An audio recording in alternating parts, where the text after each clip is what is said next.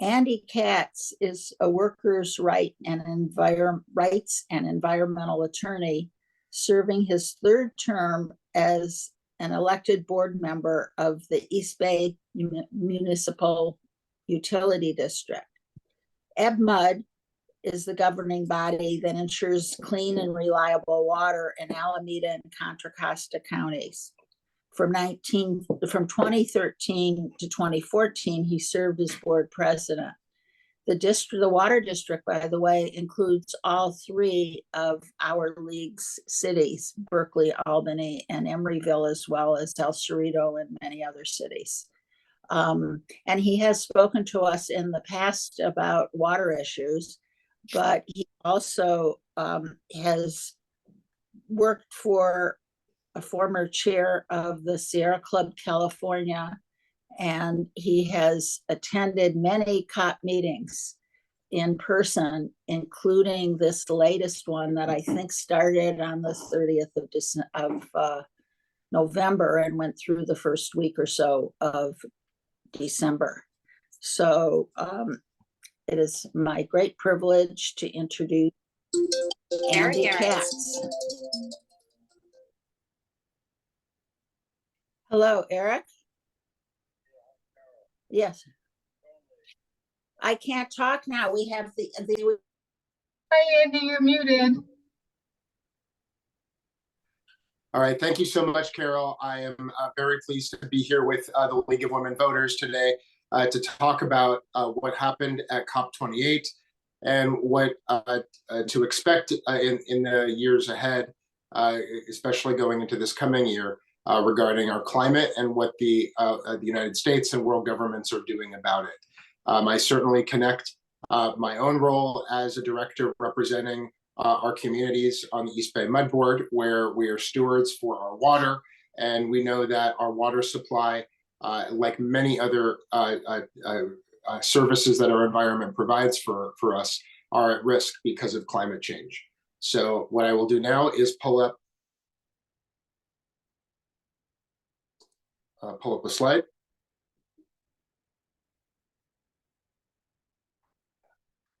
So just a moment while I pull up my slideshow.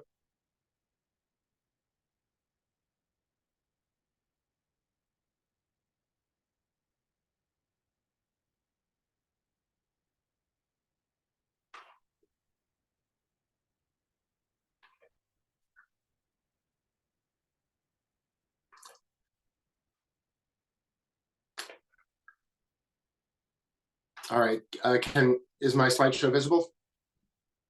All right, I see that it is.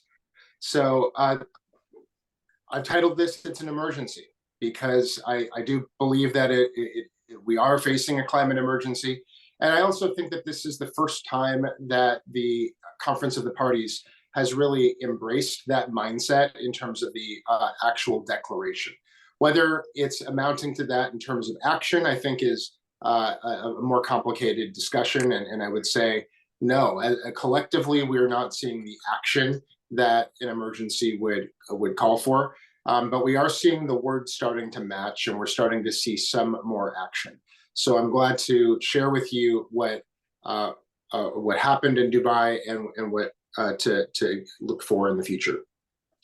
So I'll talk about the science and the impacts of climate change, the UNFCCC and the history of the climate negotiations.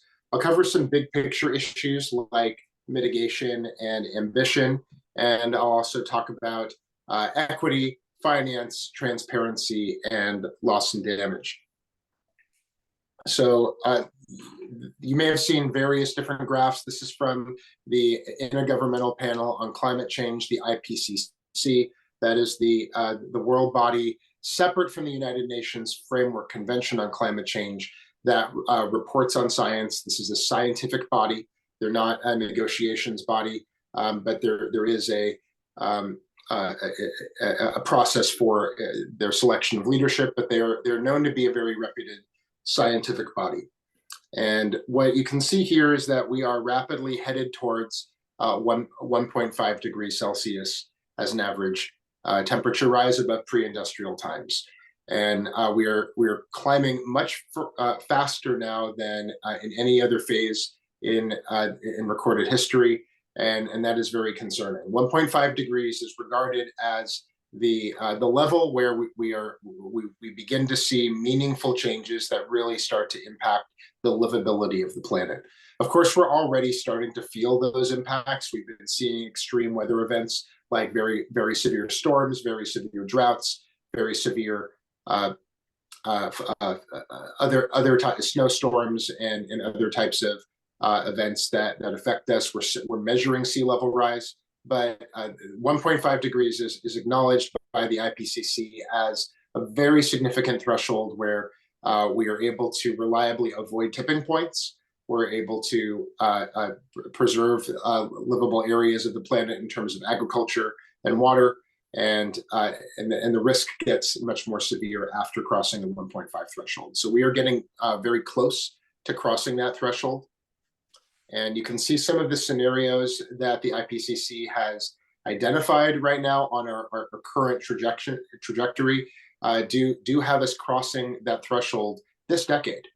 And if we don't have major changes in emission reductions, we will start to see us cross that threshold. And these projections do embody an optimism of looking at countries' commitments under the Paris Agreement, and they're doing the best they can scientifically to model emission reduction pathways that look at how can we limit warming to a maximum of 2 degrees Celsius, which is what the Paris Agreement called for. So this is a sense of the timeline of what we're up against, and when how quickly we need to act. Here I'm focusing the slideshow on some other ways of looking at that data. You can just see in the chart on the left, item B, it looks like I can zoom in here. You can see that to achieve these emission reductions, a very rapid decline must occur. And you can see that our cumulative net emissions really are intended to peak if we're to be able to accomplish this. And I'm showing another way that the IPCC reports this data in terms of radiative forcing. That's another way of looking at the some of the all of the greenhouse gases combined besides CO2 and other physical pathways that are supplementing CO2. So this is another graph from the IPCC that looks more carefully at emission reduction pathways. So the goal here is for 1.5 with no or limited overshoot. And it really does show that a rapid decline in CO2 emissions is necessary to be able to achieve 1.5 degrees. And this is another graph that looks at some of the ways that we might have a mean temperature change. That means an average temperature change of 1.5 to 2 degrees. But we really would be looking at very different observed changes in different parts of the world. So just because it's an average increase at one part of the world doesn't mean it's evenly distributed. There are certainly parts of the global south that are much more heavily impacted, and even parts of Southern Europe that are more heavily impacted. But we would see some of those parts of the world experiencing greater temperature changes. And there, I didn't include this in this particular chart, but you can see that from the difference in mean precipitation, that those impacts are not evenly distributed. There are some areas that get much wetter and get more flooded, and there are some areas that are more drier and more arid, and those are not evenly distributed. So the way that our world has developed, the way that our world has adapted would very significantly change under climate change. And these are some ways of visualizing that, from droughts to fires, which are affecting our home community here. We have a great risk of severe wildfire in Berkeley as well as the Oakland Hills, and we need to be more vigilant about adaptation even more now that climate change is intensifying. I have served in a drought condition in my 18 years on the East Bay Mud Board. The majority of those years have been during some kind of drought, and that is not consistent with our 100-year history as an agency.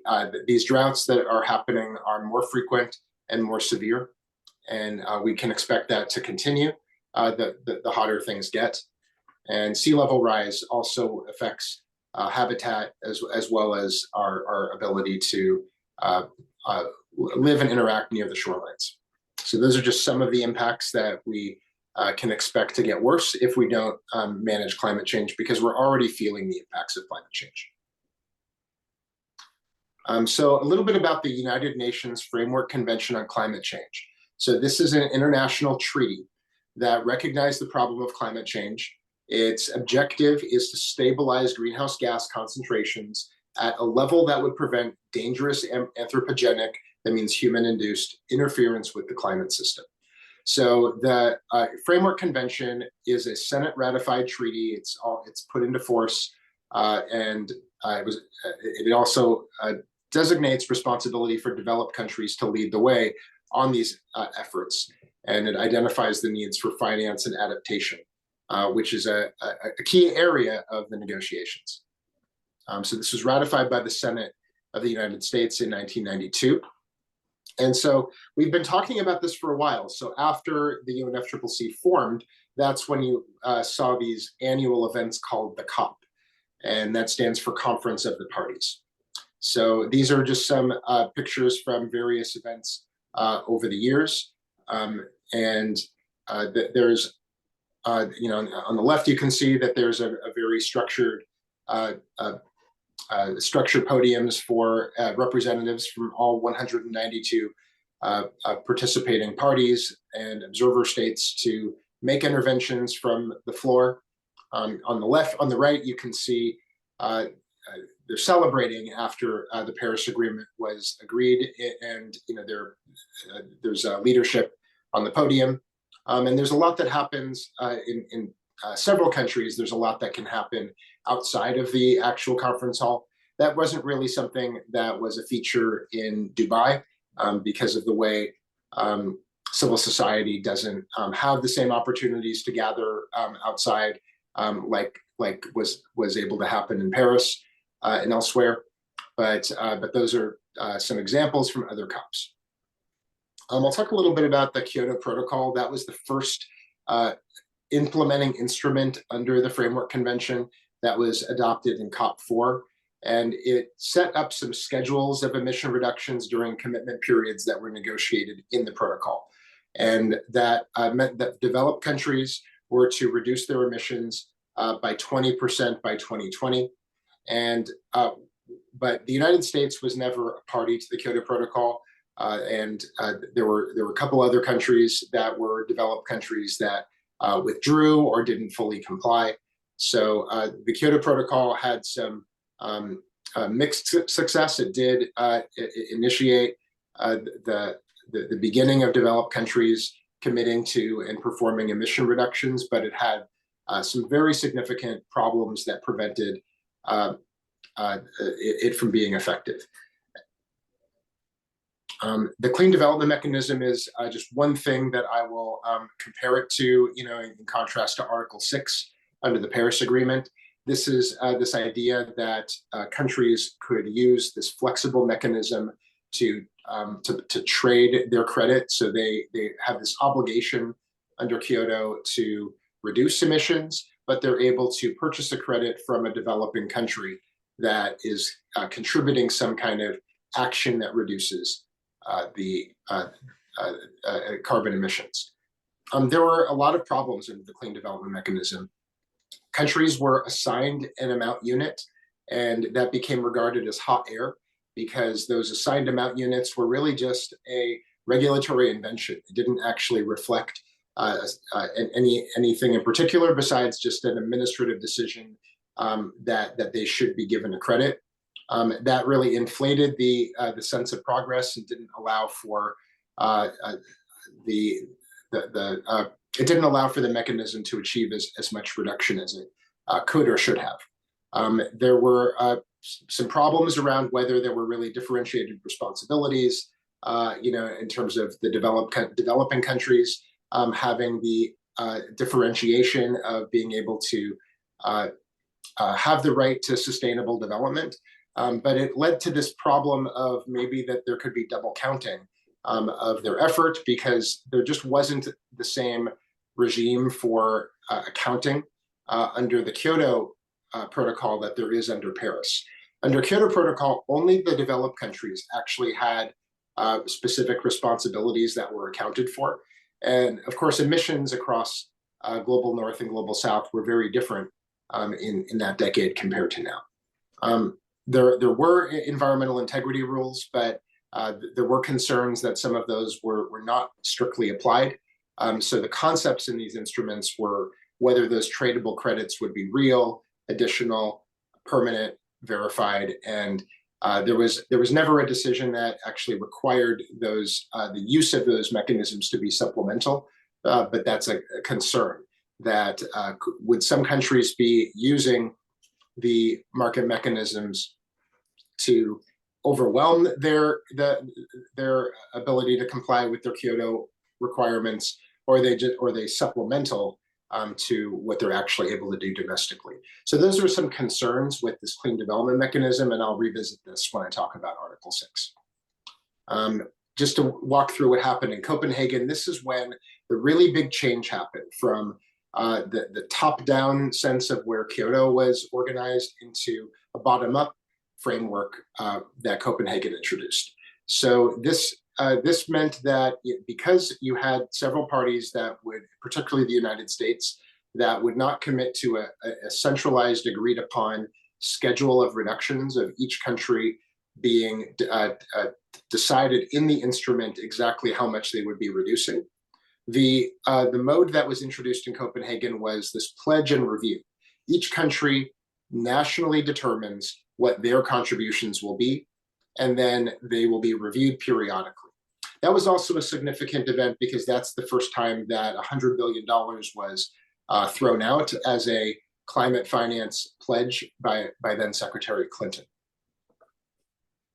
Looking ahead to what happened in COP17 in Durban, that's when the Durban platform identified this legal symmetry that should occur. So that was a big breakthrough in terms of taking the concept of Copenhagen into this idea that there should still be a legally binding instrument, even if it wouldn't have the same top-down approach that Kyoto did. And so there was an agreed upon decision in Durban that they would negotiate this by 2015, which was in Paris. So one of the key issues in Paris was the temperature goal. And this is the language that defines the temperature goal in the Paris Agreement, holding the increase in the global average temperature to well below 2 degrees Celsius above pre-industrial levels, and pursue efforts to limit the temperature increase to 1.5 degrees Celsius above pre-industrial levels, recognizing that this would significantly reduce the risks and impacts of climate change. So that it's not one simple goal, it's a range where the goal, the stretch goal is 1.5 degrees Celsius. There's a scientific reason that we want and need that. And then the hard goal is 2 degrees Celsius. And it's hard to conceptualize what this means because Americans think in Fahrenheit, but I'll give an example. 2 degrees Celsius is roughly 3.6 degrees Fahrenheit. I shouldn't say roughly, that I just am not committed to memory on that. But that's I know that is roughly accurate if it's not exactly accurate. So that's the average. Remember that there will be extremes, there will be uneven distribution across the world, but this is the goal. The goal is to keep this temperature. But what didn't happen in Paris is there wasn't an agreed upon amount of reductions in terms of emissions. We had that understanding. In fact, in the same meeting, the IPCC did introduce the term carbon budget, for the very first time. They actually quantified the amount of emissions that they believed from a scientific perspective could still be emitted and leave the world with either a 50% to 2/3 chance of holding the global average temperature increases to those limits. So the scientists were saying that in 2015 in Paris, but the parties weren't in a position to do that just yet. But they did agree to this temperature goal. So there's a little bit more about the the kind of the way that the long-term goal works. So this is the most they were able to get in terms of how the peaking works under Paris. Basically, this idea that there would be a peaking by as soon as possible, but by mid-century, and that it does include this idea of emissions minus the removal sources and removals by sinks. In this situation, they're talking about the second half of the century. They're recognizing equity, and in the context of sustainable development and eradication of poverty. So this is just some language to be familiar with. What did the Paris Agreement actually do, and what does it say? That is what the parties had agreed to. So at that time, the Paris nationally determined contributions collectively still left quite a lot of warming on the table. Up to 2.8 degrees Celsius was the best understanding of the amount of warming that was still limited. Now, without Paris, we might have been headed towards a 3.5 degree world. So I think the momentum of having the Paris Agreement did lead countries to set more ambitious targets. But what we really need is far much more. And so so these were some numbers that were known in Paris in terms of the amount of reductions that were needed per year, and to achieve 1.5 and 2 degrees. This is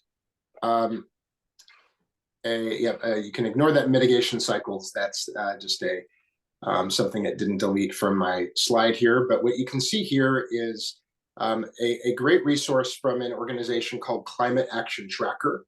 And so let's look at what's going on with this chart. So this is updated as of 2023. And what you can see is, look at we are here, going from the bottom of the thermometer there. So we are right there at 1.3 degrees Celsius. We're rapidly approaching a line that we did not want to cross, do not want to cross, but we're getting very close to it. For context, we were at 0.9 degrees going into Paris, and we're at 1.3 right now.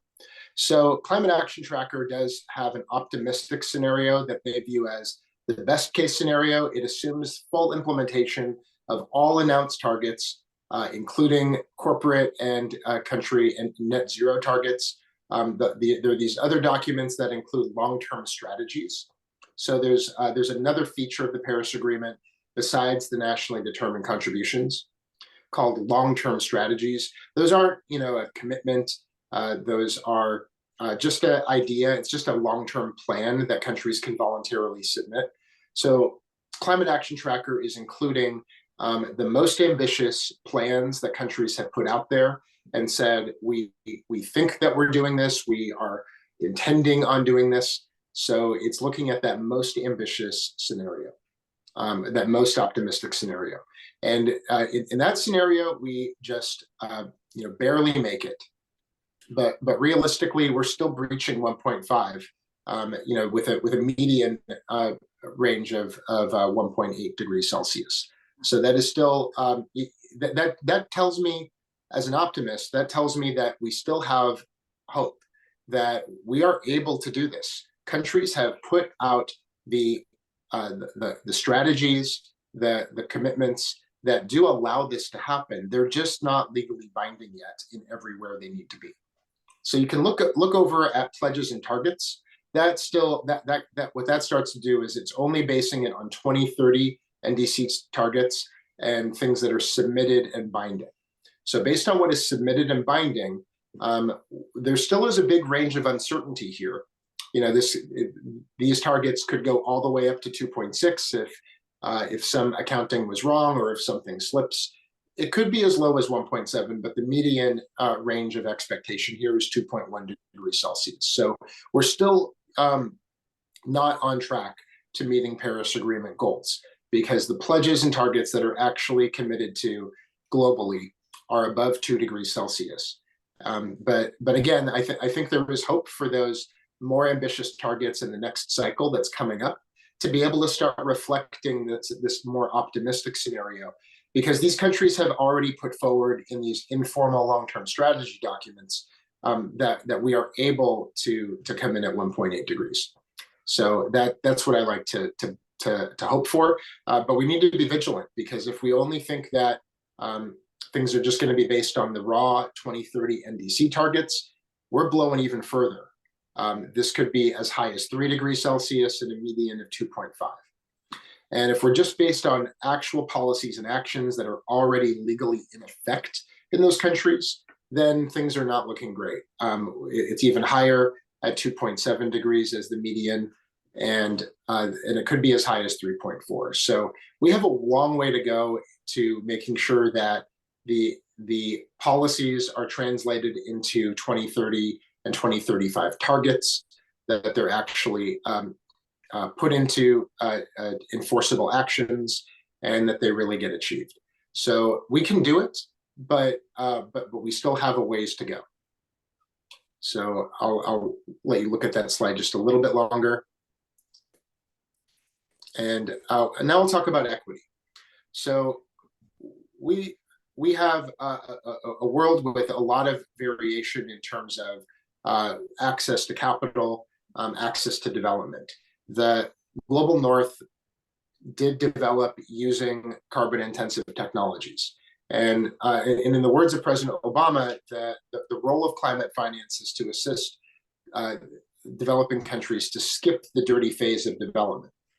And that is the main principle of collective but differentiated responsibilities and respective capacities, to recognize that developed countries are taking the lead on our climate, but developing countries have a role to play too in avoiding development of dirty fossil fuel, but that also means that they need access to finance for clean technology to be able to achieve through this means of implementation cleaner technology, but it also means means of implementation for adaptation, because some of these countries will have the worst impacts of climate change and will also experience the greatest loss and damage, such as loss of coral reef that feeds ecosystem services and fisheries, loss of agriculture, loss of land due to sea level rise, and then causing mass displacement. Those types of things can be seen as loss and damage. Finance is recognized in the Paris Agreement. I'm quoting the main operative language from the Paris Agreement here, that developed country parties should continue to take the lead in mobilizing climate finance. And that's the recognition of finance. So before I move on, the goal here under Paris, it did recognize the $100 billion goal that was announced informally in Copenhagen. And that meant that developed countries were agreeing to mobilize $100 billion. And so far where we are right now, we've been able to achieve about, depending on how it's counted, somewhere between 75 billion and 90 billion, depending on if you count some of the private mobilization. But we're falling, even by counting the private mobilization, the world is still falling about $10 billion short from that pledge. And that raises some questions for the developing countries about, is this money really coming through? Do they have enough resources to be able to skip that dirty phase of development? So that's why climate finance is particularly important. Where the United States fits into that, I'll cover a little bit later. Transparency is fundamental to the Paris Agreement. So every country is bound by their commitments that are called nationally determined contributions. They're legally bound to provide transparency.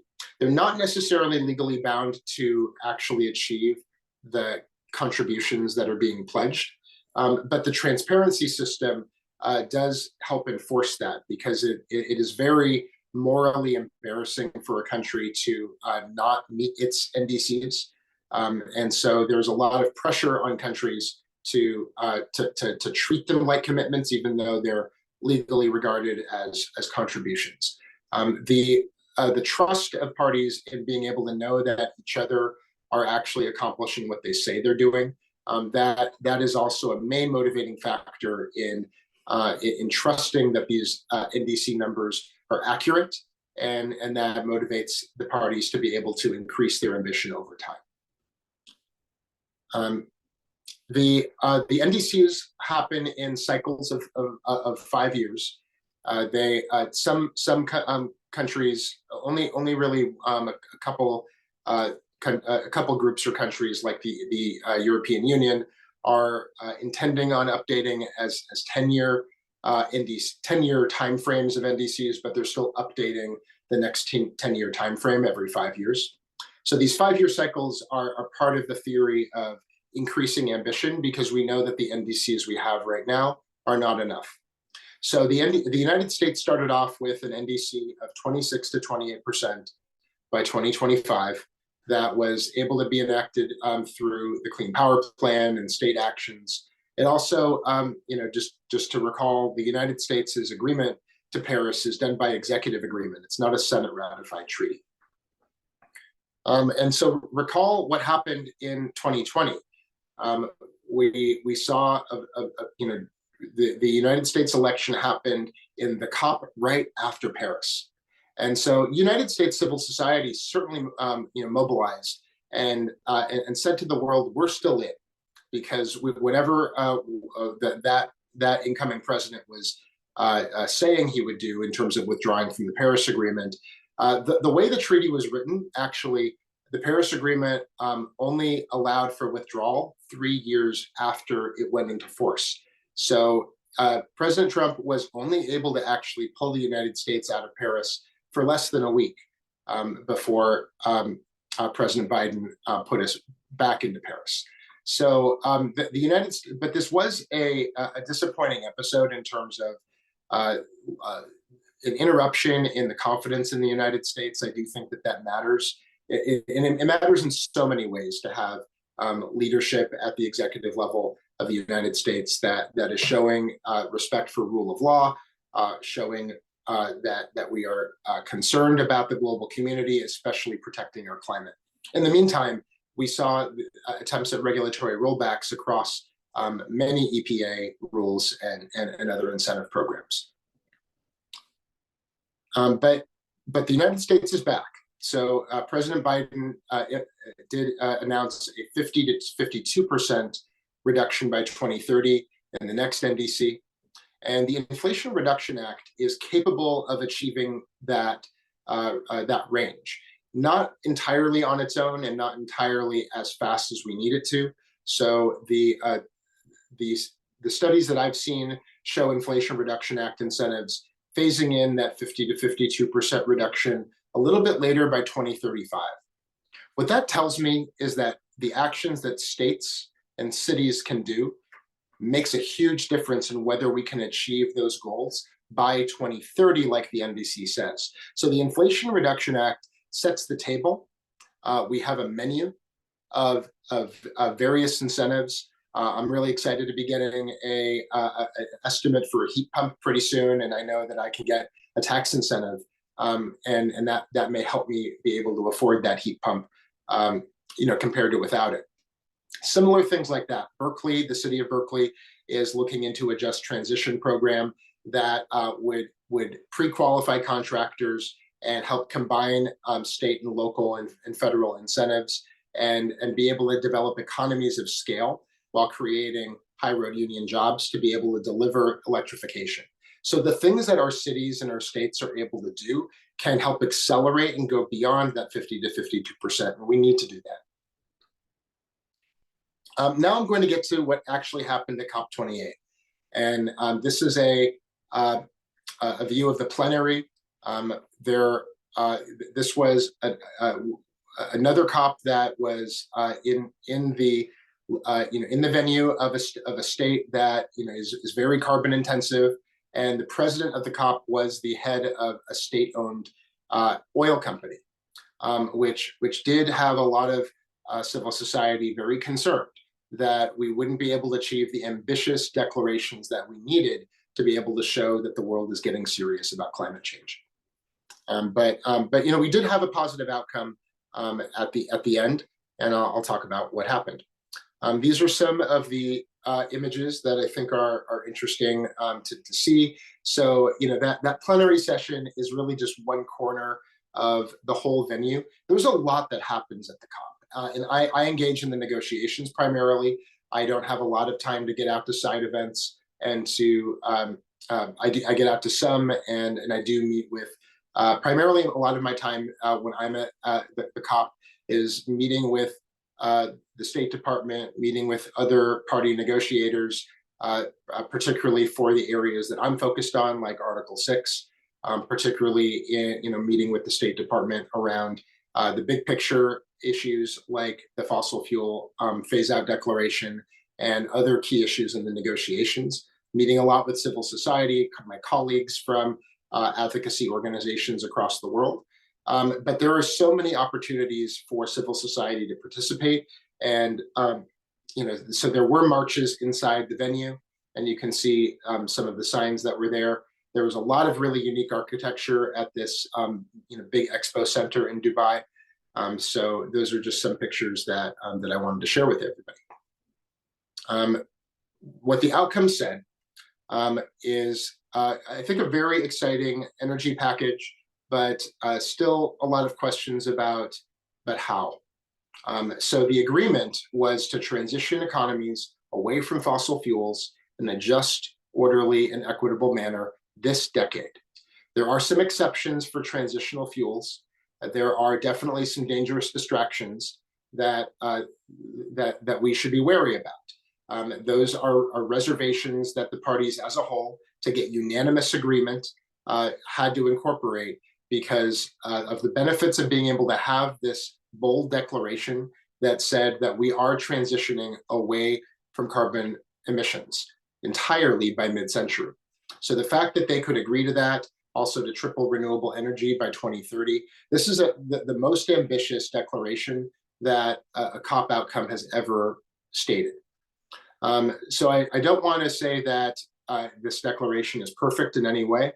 I think those exceptions and those dangerous distractions are very concerning. And when our countries and our subnational governments are implementing policies that relate to the role of natural gas as a transitional fuel, or the use of carbon sequestration, using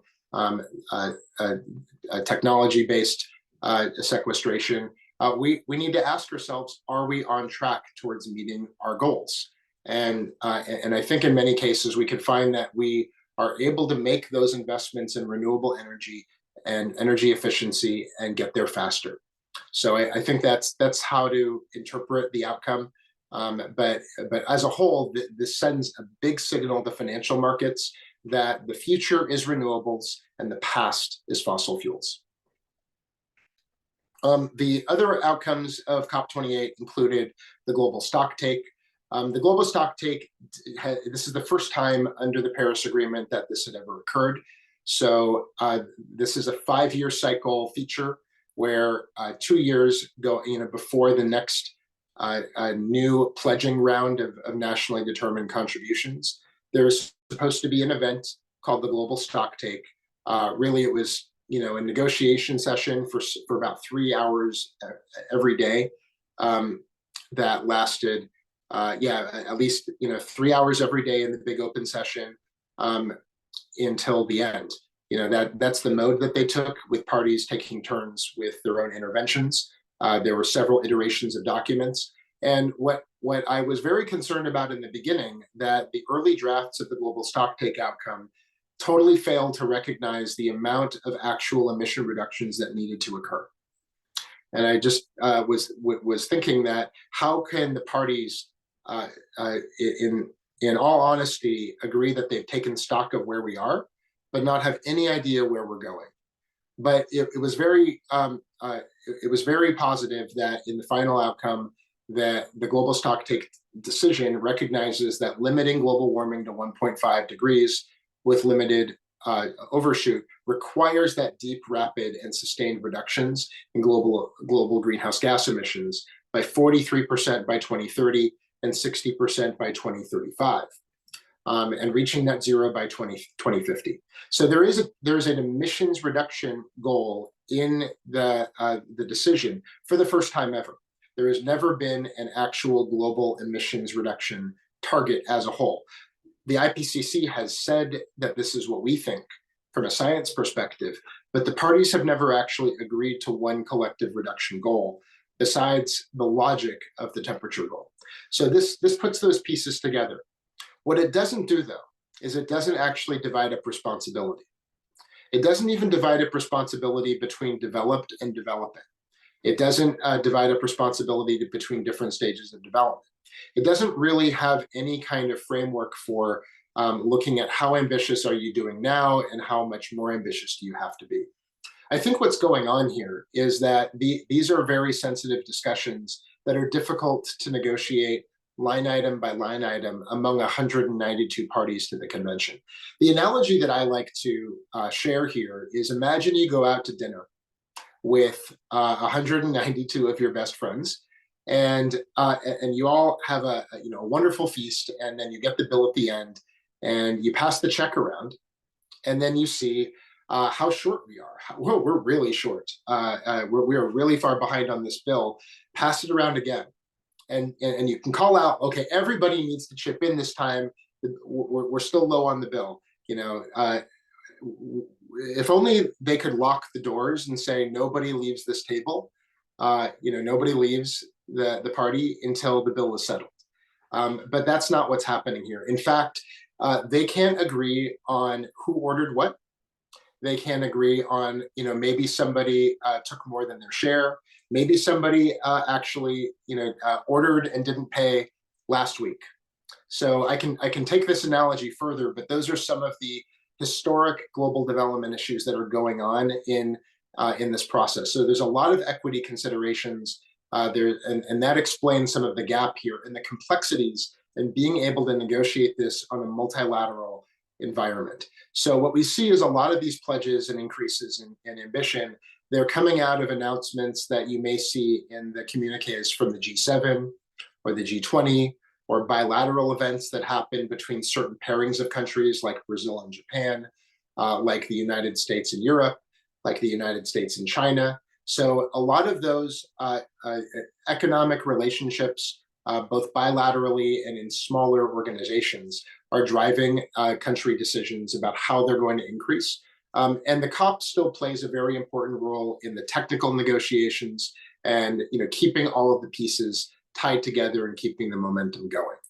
But I don't think we're going to see, locking everybody in the room and making sure that, it gets done today. We're just not seeing it happen at the COP like the expectations of, 15 years ago. Those are some of my theories about why.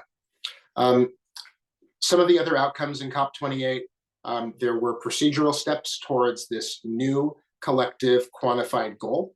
That's basically looking beyond the $100 billion. We know that there still are needs, and there needs to be an assessment of what are those needs.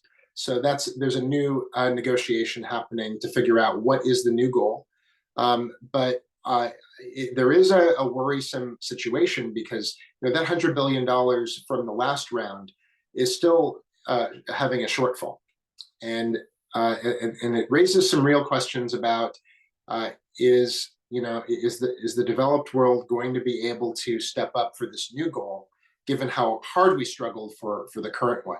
I'll explain where the United States is on this. So the United States pledged, the United States has contributed $1 billion towards the Green Climate Fund, and then pledged another $1 billion, but didn't actually deliver that.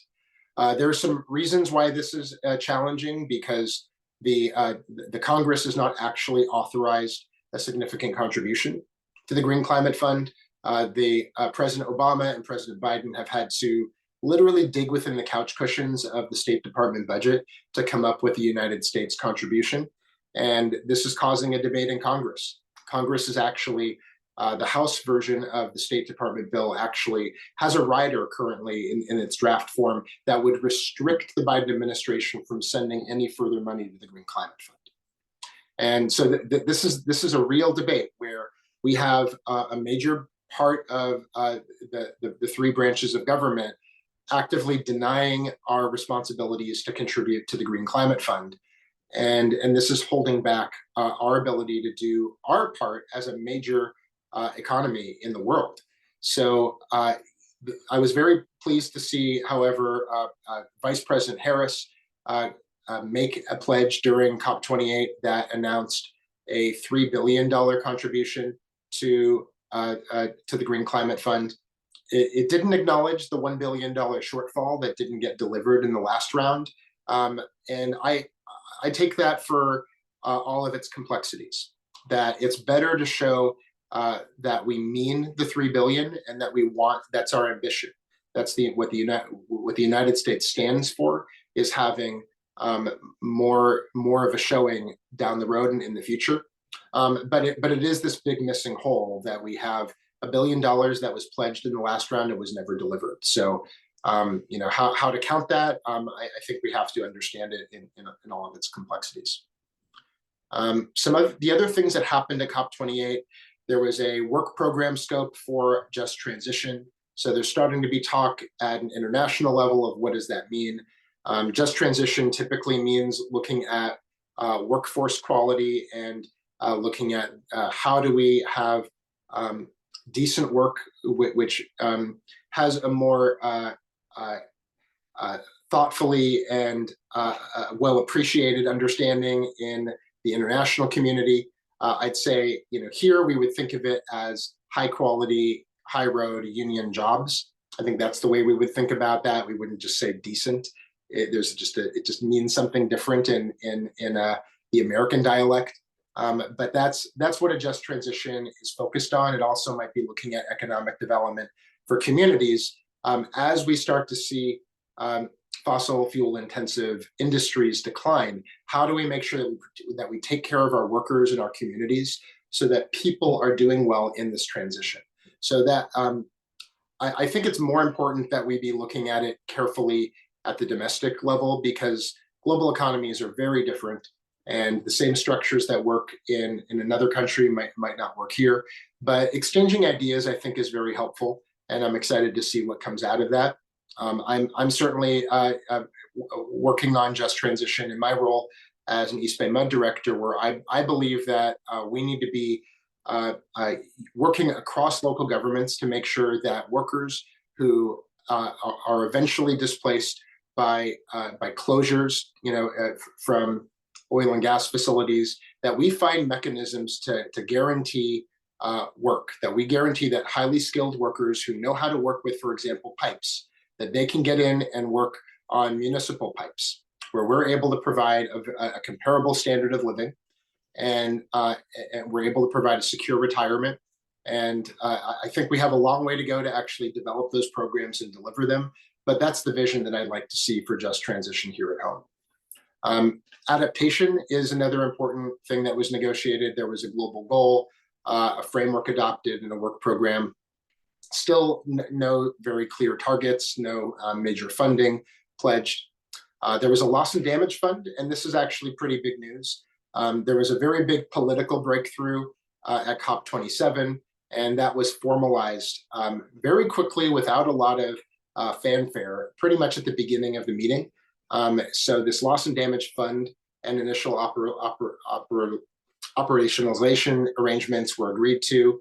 The World Bank will be a major holder of the fund, but the pledges right now are very small compared to the needs. So we don't have a full sense of how much this is going to cost and how much this fund will take responsibility for. But I think where the breakthrough is just actually seeing this fund exist, recognizing that that this is a real part of the story of what climate change is, and this is part of how our country is coming together to figure out what do we do about it.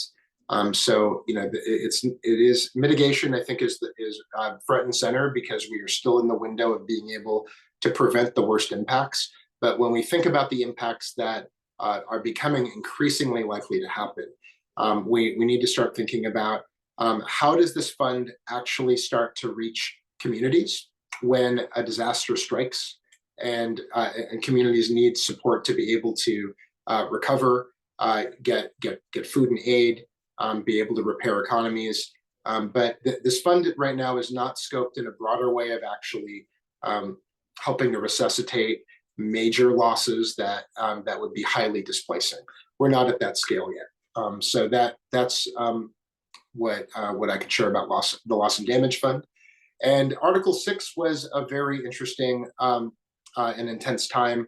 There were very intense negotiations that lasted probably 6 days on average, every day of the conference. It took up practically all of my time, that wasn't spent coordinating with other NGO representatives.